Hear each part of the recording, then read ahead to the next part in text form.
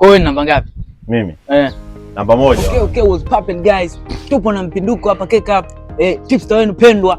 Huyu hapa Mpinduko, tuna maswali machache. Tunataka tujue mambo ya kubeti yanaendaje. What's up guys? Mambo vipi Mpinduko? Kama mwanangu wa Mpinduko. Ni full kabisa. Tupo ya class na Mosi. Sasa swali langu la kwanza Mpinduko, kati ya wale matipster bora K-Cup wakipanga top 5, wewe ni namba ngapi Mpinduko? Mwanangu sasa una tipster bora kuliko mimi. Ndio maana mimi wenyewe na stake mikika yangu alafu hivyo najikubali mwenyewe. Mpinduko huyo. Wanaelewa kazi, kitaki naelewa. Okay. Wakisema sasa upange, wewe namba 1, namba 2, namba 3, namba 4 watakuwa kina nani? Ukiniambia nipange mwanangu pale hivi mimi nitaangalia. Si unaongelea kikapu si ndio? Kikapu mwanangu mimi nitazingatia kote. Kuanzia pale front page ya application top tipsters pale walipo. Japokuwa mimi bado sijampita Batista pale kwenye accuracy, lakini wale wanangu pale wanajua na wewe wanashinda sana wanangu. Kwa hiyo tipsters zote tupambane tufike pale top wanangu. Haya guys, huyu ni Mpinduko. Okay Mpinduko, lini ulianza kubeti? Mwanangu mimi kwanza kubeti nimeanza zamani mwanangu, kwanza niko la 5 huko, sijui la 5 huko na stake.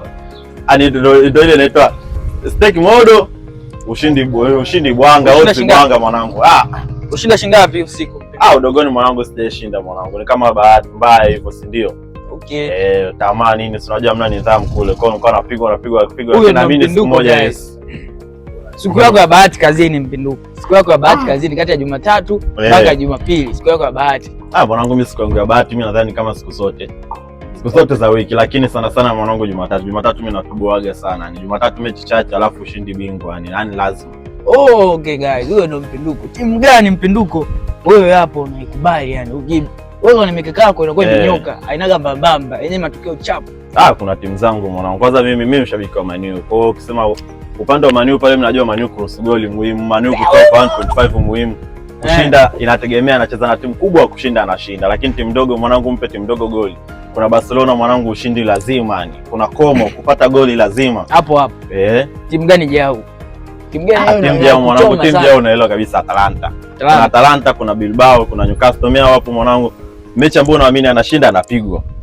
Ambapo unaamini ashinde anashinda 5-0, 7-0. Atalanta unamjua tabia yake. Atalanta mgagai sana mwanangu. Sasa ndio hivyo atupoa tulazidam.